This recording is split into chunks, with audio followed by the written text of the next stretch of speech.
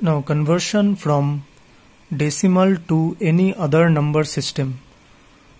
For converting a decimal number to any other number system, there is a single rule.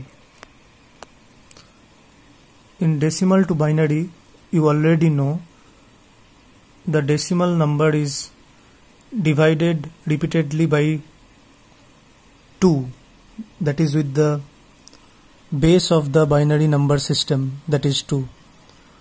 Similarly, in octal, in conversion from decimal to octal, you just have to divide the decimal number by 8. In place of 2, you have to divide by 8. And in decimal to hexadecimal conversion, you have to divide the number by 16. So, from decimal, whatever number system you want to convert, you have to divide that decimal number with the base of the required number system. So you can see I have taken the same decimal number 200 with base 10.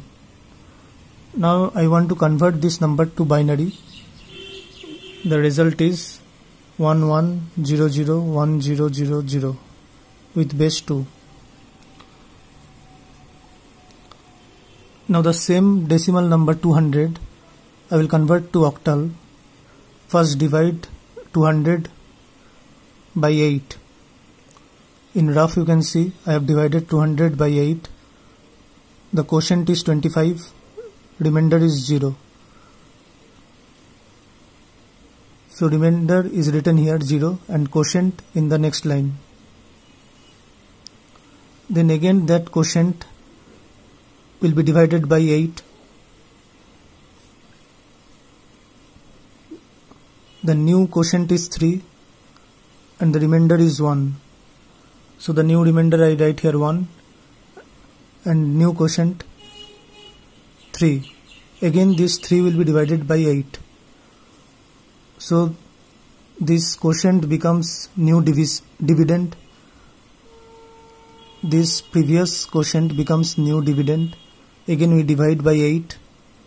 As 3 is less than 8, so we cannot divide it like that. So we do 8 zeros are 0 and the remainder falls 3. So 0 becomes the quotient and 3 becomes the remainder. Now it is the same process. Whenever the quotient will become 0, we will stop the process. So we stop the process and here we can see we will mark this 3 as MSB. That is the last remainder we got. We will mark it as MSB and the first remainder is LSB. So we move from MSB to LSB. We read the numbers from MSB to LSB and write it as 310. So the decimal number converted to octal will be 200 base 10 equal to 310 base 8.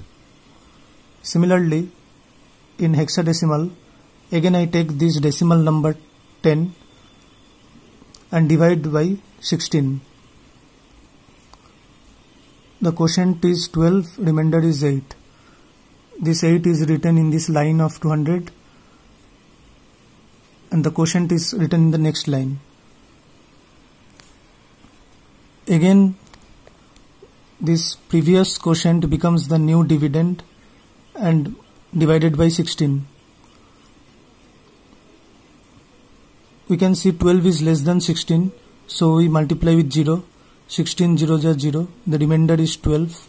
So the new remainder is written here and the quotient is 0, so 0 written here. As the quotient is 0, we stop the process and we count from the last remainder, that is MSB, to the LSB. We can see that two numbers are 12 and 8. We write them side by side, but as I told, 8 decimal 8 is same as hexadecimal 8, but hexadecimal 12, decimal 12 is not available in hexadecimal system, so we have to write it in hexadecimal form, in alphabet form. This number 12 is not available in hexadecimal system because we can take only 0 to 9 from decimal, and after that we have to write the English alphabets A, B, C, D, E, F. So decimal 12 is written as C. Decimal 12 means C in hexadecimal system, so we write this 12 as C, and 8, decimal 8 is same as hexadecimal 8, so 8 will be 8 only. So the hexadecimal number obtained is C8. So the decimal 200 base 10 converted to hexadecimal as C8 base 16.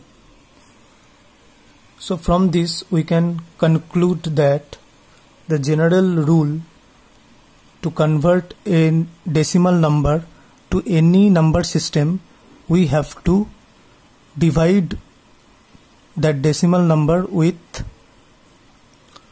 the base of the number system to which we want to convert. So you can see the decimal number 200 is not the same. Decimal number 200 is different in binary, is different in octal, is different in hexadecimal.